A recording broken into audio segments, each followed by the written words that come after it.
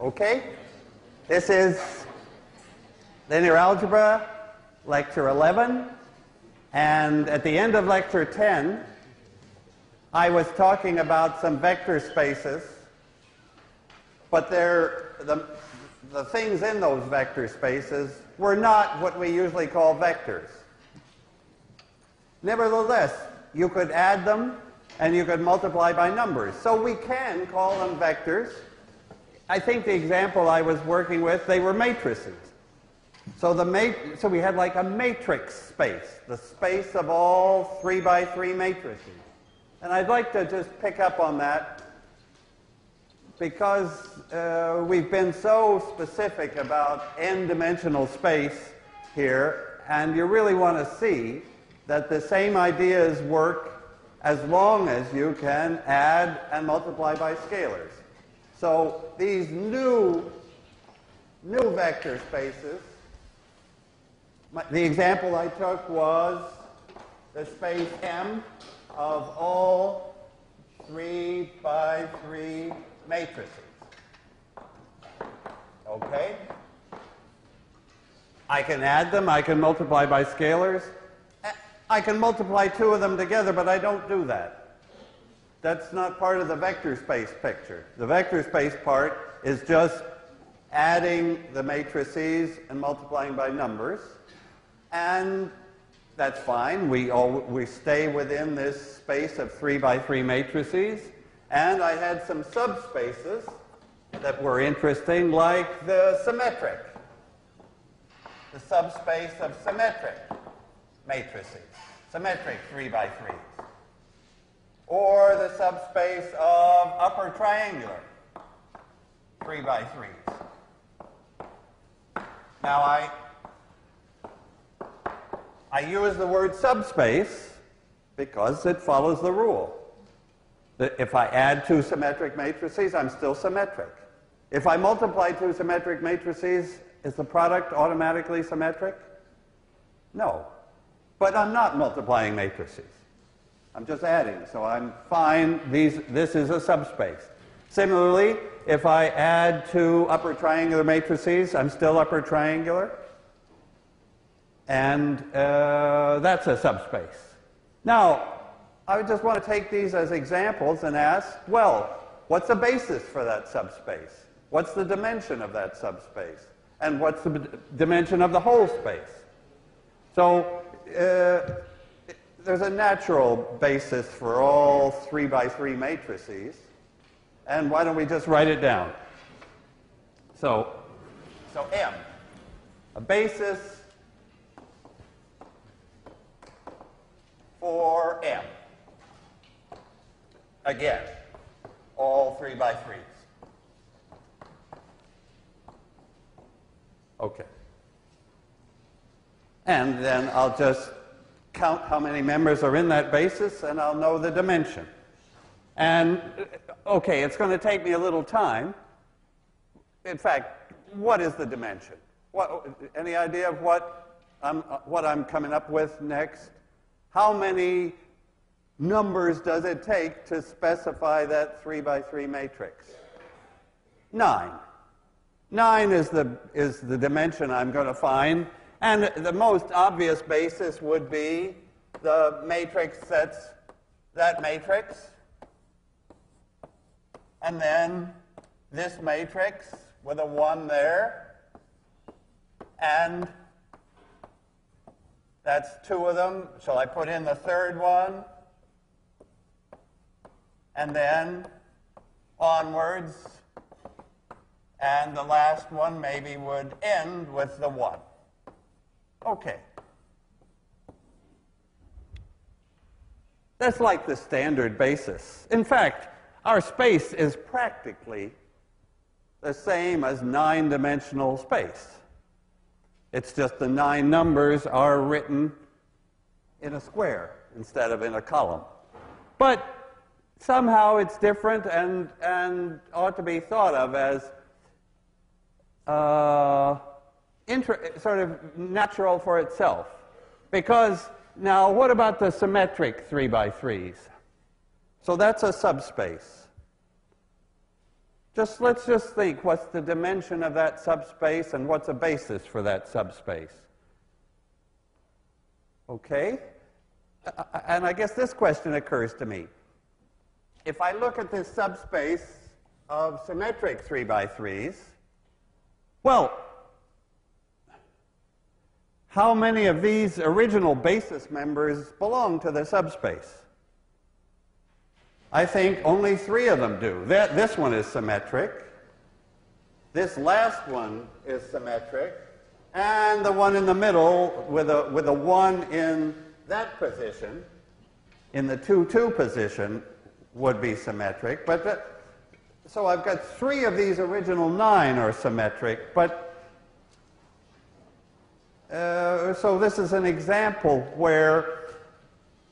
But that's not all, right? What's the dimension? Let's put the dimensions down.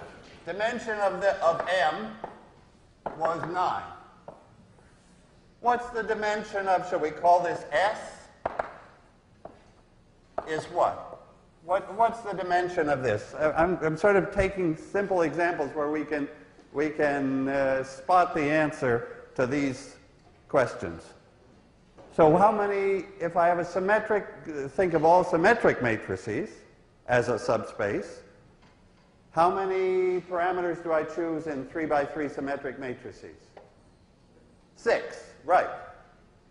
If I choose the diagonal, that's 3, and the 3 entries above the diagonal, then I know what the 3 entries below. So the dimension is 6. I guess what's the dimension of this here? Let's call this space U for upper triangular. So what's the dimension of that space of all upper triangular 3 by 3s? Again 6. Again 6. And but we haven't seen well, actually, maybe we have got a basis here for the upper triangulars. I guess 6 of these guys, 1, 2, 3, 4, and a couple more, would be upper triangular. So there's an accidental case where the big basis contains in it a basis for the subspace. But with the symmetric guy, it didn't have it. The symmetric guy, the basis, so you see what a basis is, the basis for the big space. We generally need to think it all over again to get a basis for the subspace. And then how do I get other subspaces? Well, we spoke before about the subspace, the symmetric matrices, and the upper triangular. This is symmetric and upper triangular. Okay. What's the dimension of that space? What's in that space? So if a matrix is symmetric and also upper triangular, that makes it diagonal. So this is the same as the diagonal matrices, diagonal 3 by 3s, and the dimension of this of S intersect U, right? You're okay with that symbol? That's the vectors that are in both S and U, and that's D. So S intersect U is the diagonals, and the dimension of the diagonal matrices is 3. And we've got a basis, no problem. Okay, as I write that, I think, okay, what about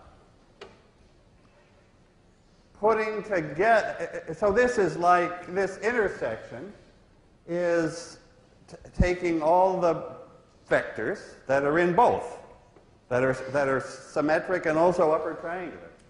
Now, we looked at the union.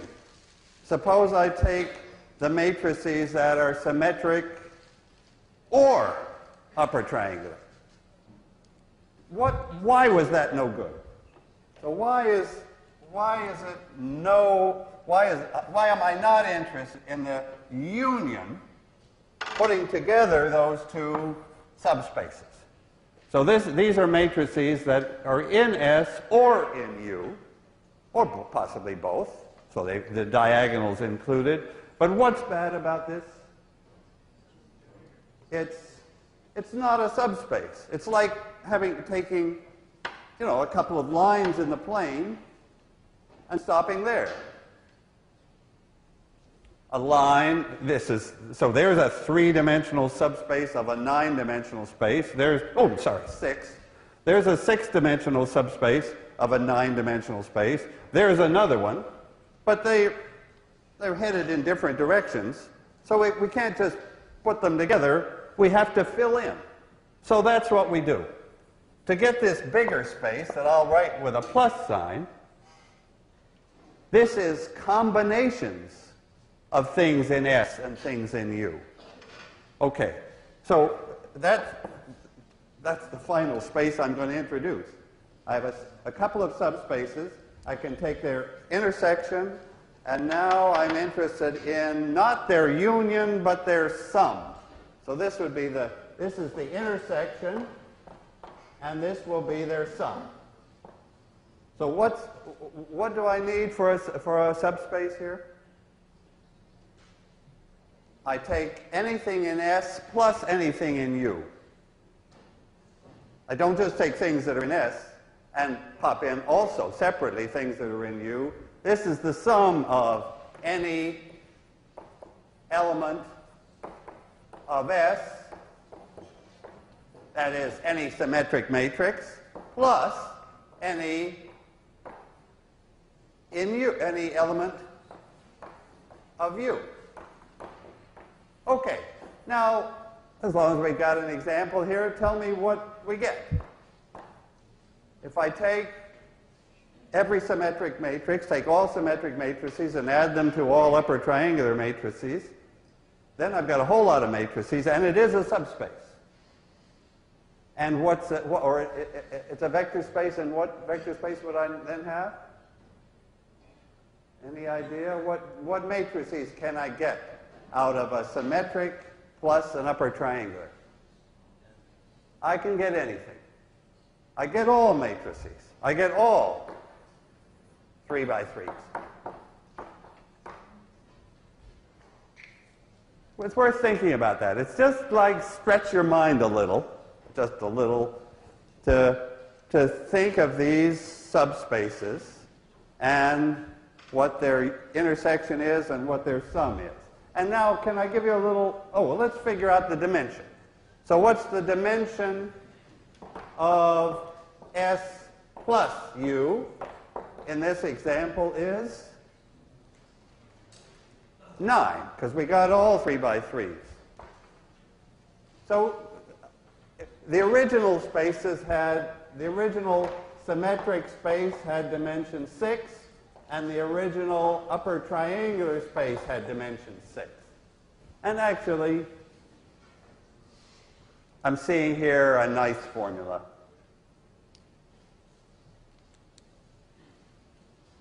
That the dimension of S plus the dimension of U, if I have two subspaces, the dimension of one plus the dimension of the other equals the dimension of their intersection plus the dimension of their sum. 6 plus 6 is 3 plus 9. It's kind of satisfying that these natural operations, and this is it actually. This is the set of natural things to do with subspaces, that the dimensions come out in a good way. Okay, maybe I'll take just one more example of a vector space that doesn't have vectors in it. Come from differential equations. So this is one more new vector space that we'll give just a few minutes to. Suppose I have a differential equation like d second y dx squared plus y equals 0. Okay. I look at the solutions to that equation. So what are the solutions to that equation? Y equals cos x is a solution. Y equals sine x is a solution. Y equals, well, e to the ix is a solution if you allow me to put that in. Oh, but why should I put that in? It's already there. You see, I'm really looking at a null space here. I'm looking at the null space of a differential equation. That's the solution space. And describe the solution space, all solutions, to this differential equation. So the equation is y double prime plus y equals 0. Cosine's a solution, sine is a solution. Now tell me all the solutions. So I don't need e to the ix. Forget that. What are all the complete solutions?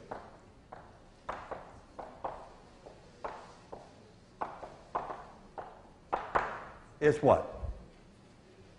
A combination of these. The complete solution is y equals some multiple of the cosine plus some multiple of the sine. That's a vector space. That's a vector space. What's the dimension of that space? What's a basis for that space? Okay, let me ask you a basis first.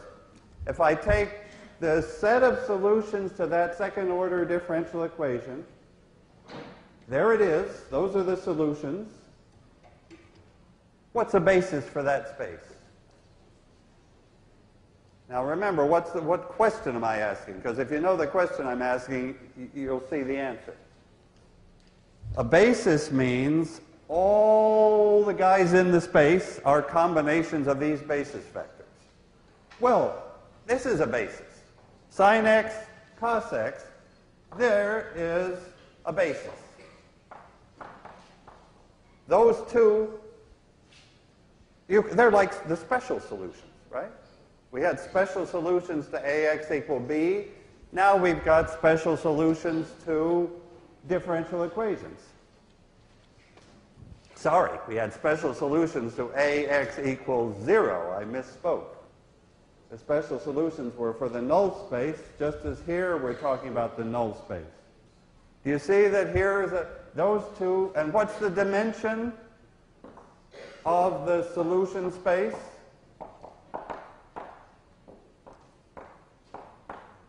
Is how many vectors in this basis? 2. The sine and cosine. Are those the only basis for the space? By no means. E to the ix and e to the minus ix would be another basis. Lots of bases. But you see that really what a course in linear differential equations is about is finding a basis for the solution space. The dimension of the solution space will be 2 because we have a second order equation. So that's like there's 1803 in 5 minutes of 1806 is enough to take care of 1803. Okay. So that's one more example, and of course the point of the example is these things don't look like vectors. They look like functions. But we can call them vectors because we can add them and we can multiply by constants, so we can take linear combinations. That's all we have to be allowed to do. So that's really why this idea of linear algebra and basis and dimension and so on plays a wider role than our constant discussions of m by n matrices. Okay, that's what I wanted to say about that topic. Now, of course, the key number associated with matrices to go back to that number, is the rank.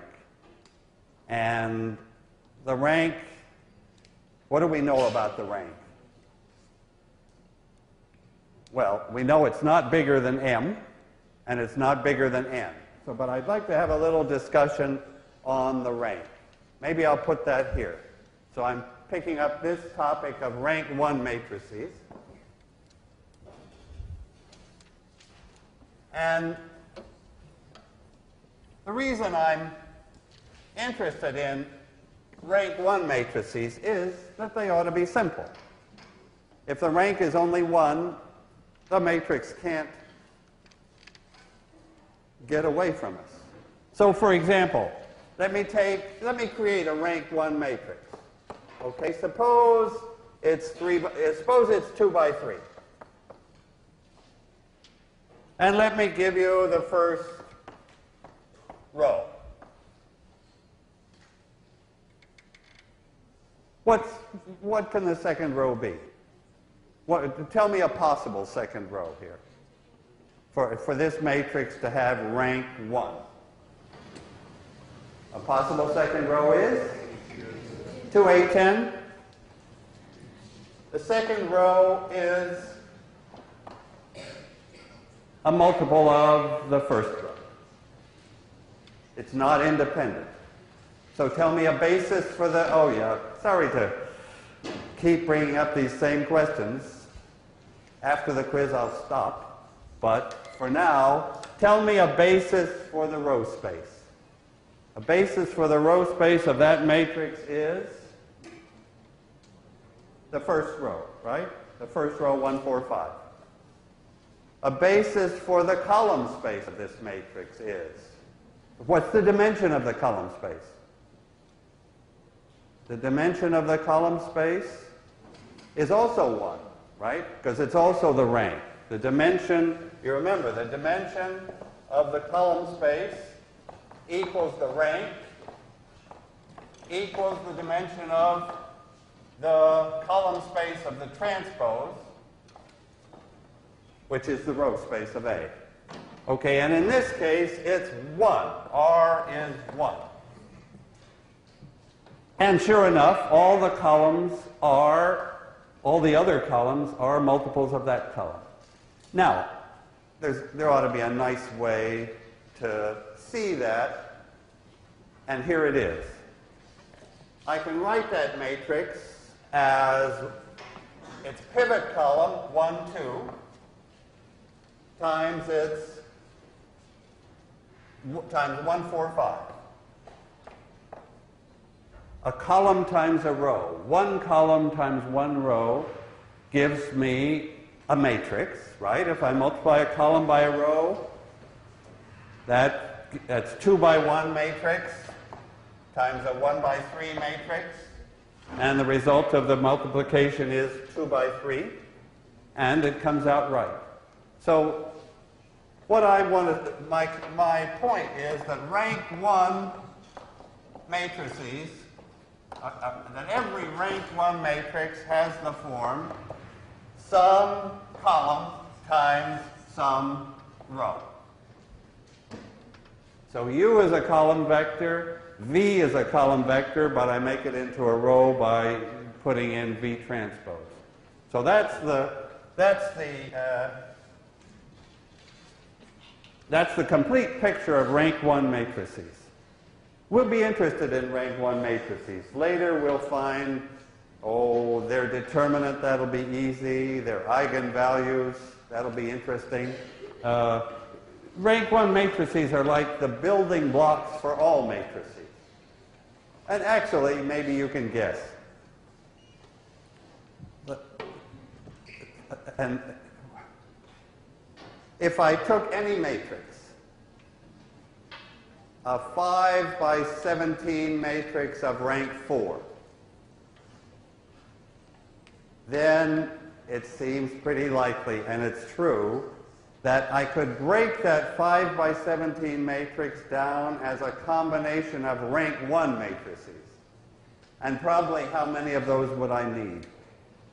If I have a 5 by 17 matrix of rank 4, I'll need 4 of them. 4 rank 1 matrices. So the rank 1 matrices are the building blocks. And out I can produce every every rank 4 matrix out of 4 rank 1 matrices. Okay, that brings me to a question, of course. Would the rank 4 matrices form a subspace? Let me take all 5 by 17 matrices and think about rank 4 the subset of rank 4 matrices. I'll write this down. You see, I'm reviewing for the quiz, because I'm asking the kind of questions that are short enough, but that bring out, do you know what these words mean? So I take my matrix space M now is all 5 by 17 matrices. And now the question I ask is the subset of rank 4 matrices. Is that a subspace? If I add a matrix of, so if I multiply a matrix of rank 4 by of rank 4 or less, let's say, because I have to let the 0 matrix in if it's going to be a subspace. But that doesn't, just because the 0 matrix got in there doesn't mean I have a subspace. So the question really comes down to, if I add 2 rank 4 matrices, is the sum rank 4? What do you think? No, not usually. Not usually. If I add 2 rank 4 matrices, the sum is probably, what could I say about the sum? Well, actually, the rank could be 5. It's a general fact, actually, that the rank of A plus B can't be more than rank of A plus the rank of B.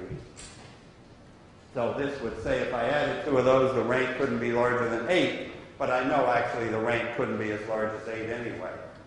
How big could the rank be? For the rank of a matrix in M could be as large as 5. Right. So they're all sort of natural ideas. So rank 4 matrices, or rank 1 matrices, let me change that to rank 1. Let me take the subset of rank 1 matrices. Is that a vector space? If I add a rank 1 matrix to a rank 1 matrix, no, it's most likely going to have rank 2. So I'll just make that point. Not a subspace. Okay. Those are topics that I wanted to just fill out the previous lectures.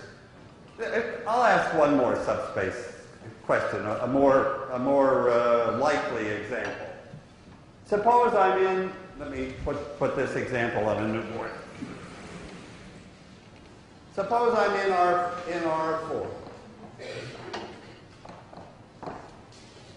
So my typical vector in R4 has 4 components, V1, V2, V3, and V4.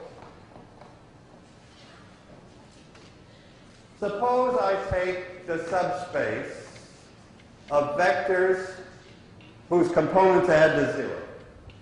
So I let S be all vectors V in 4-dimensional space with V1 plus V2 plus V3 plus V4 equals 0. So I just want to consider that bunch of vectors. Is it a subspace, first of all? It is a subspace. It is a subspace. How do we see that? It is a subspace. Formally, I should check. if I have one vector that with whose components add to 0 and I multiply that vector by 6, the components still add to 0, just 6 times 0. If I have a couple, a v and a w, and I add them, the components still add to 0. Okay, it's a subspace. What's the dimension of that space, and what's the basis for that space? So you see how I can just describe a space, and we can ask for the dimension, ask for the basis first, and the dimension. Of course, the dimension is the one that's easy to tell me in a single word. What's the dimension of our subspace S here? And a basis. Well, tell me some vectors in it. Well, I'm going to ask you again to guess the dimension. Again, I think I heard it. 3.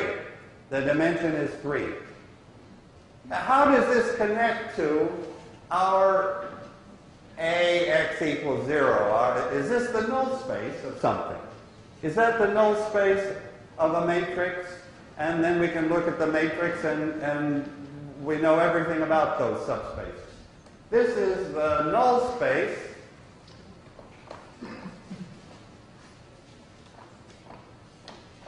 of what matrix?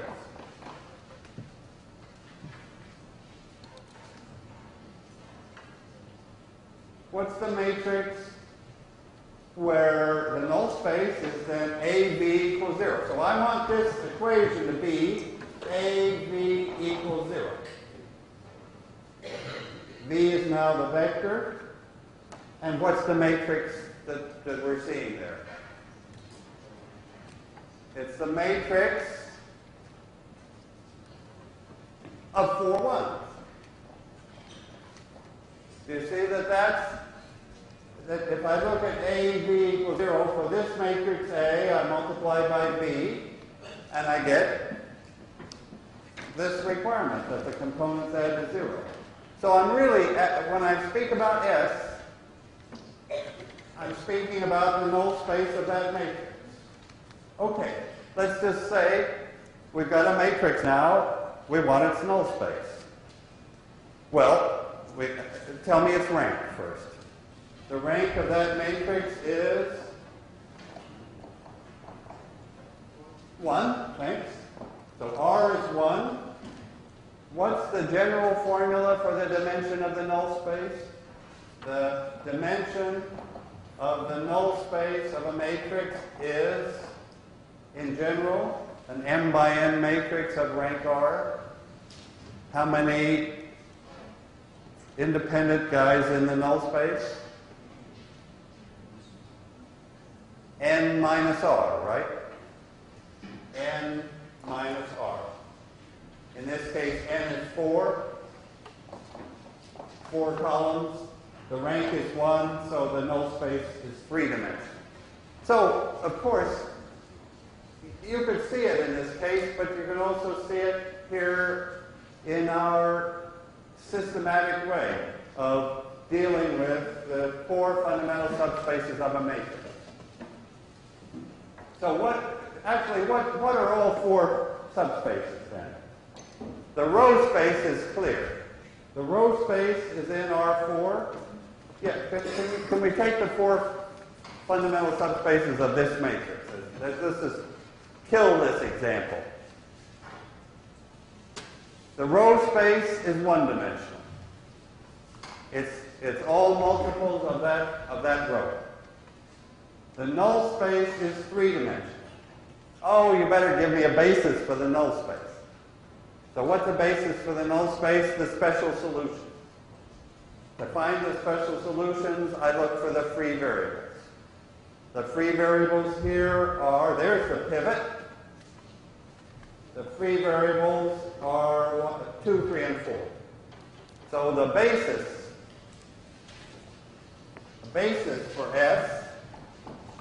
for S will be, I'm expecting 3 vectors, 3 special solutions. I give the value 1 to that free variable, And what's the pivot variable if this is going to be a vector in S? -1. Now the rows add to 0. The entries add to 0. The second special solution has a 1 in the second free variable, and again a -1 makes it right. The third one has a 1 in the third free variable, and again a -1 makes it right. That's my answer. That's the answer I would be looking for. A basis for the subspace S, you would just list 3 vectors, and those would be the natural 3 to list. Not the only possible 3, but those are the special 3. Okay, tell me about the column space. What's the column space of this matrix, A? So the column space is a subspace of R1, because M is only 1. The columns only have 1 component. So the column space of S, the column space of A, is somewhere in the space R1, because we only have, these columns are short. And what is the column space actually?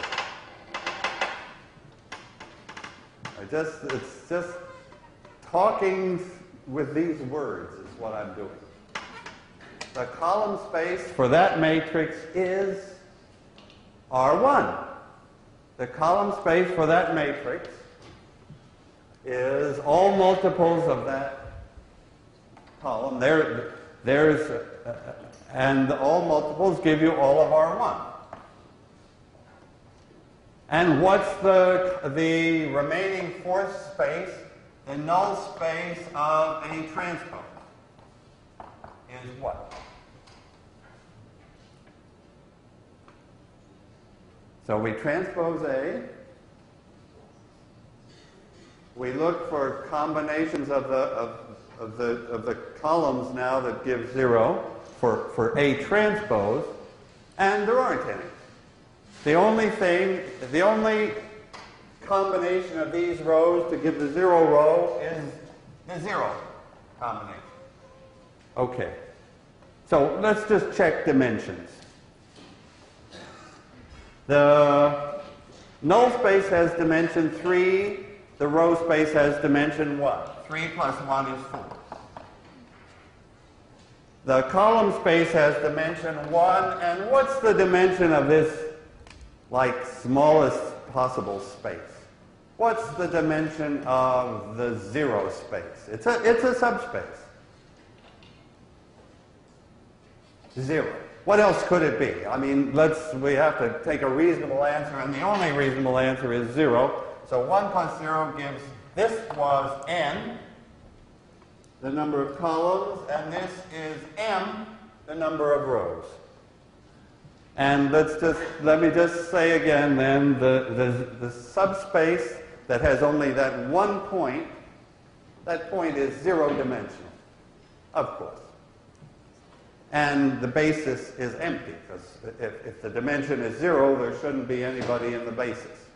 So the basis of that smallest subspace is the empty set, and the number of members in the empty set is 0, so that's the dimension.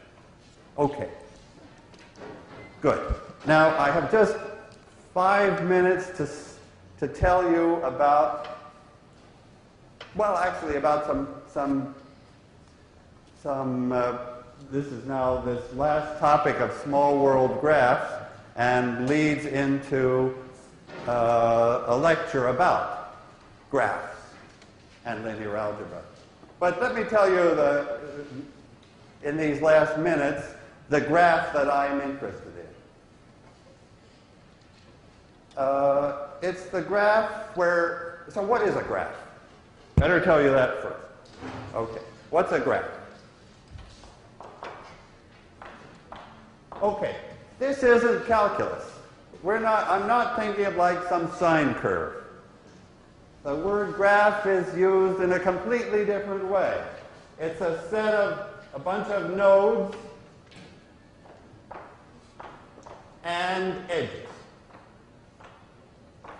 edges connecting the nodes. So I have nodes like 5 nodes, and edges, I'll put in some edges. I could include them all. There's, well, let me put in a couple more. There's a graph with 5 nodes and 1, 2, 3, 4, 5, 6 edges. And some 5 by 6 matrix is going to tell us everything about that graph. Let me leave that matrix to next time and tell you about the question I'm interested in. Suppose the graph isn't doesn't have just 5 nodes, but suppose every person in this room is a node. And suppose there's an edge between 2 nodes if those 2 people are friends. So have I described a graph? It's a pretty big graph, 100 nodes, and I don't know how many edges are in there. There's an edge if you're friends. So that's the graph for this class. A similar graph you could take for the whole country. So 260 million nodes and edges between friends. And the question for that graph is, how many steps does it take to get from anybody to anybody? What 2 people are furthest apart in this friendship graph, say for the U.S.? By furthest apart, I mean the distance from, well, I'll tell you my distance to Clinton. It's 2. I happen to go to college with somebody who knows Clinton. I don't know him. So my distance to Clinton is not 1, because I don't, happily or not, don't know him. But I know somebody who does. He's a senator, and so I presume he knows him. Okay, I don't know what your, well, what's your distance to Clinton? Well, not more than 3, right. Actually, true. You know me. I take credit for reducing your Clinton distance. What's your distance to Monica?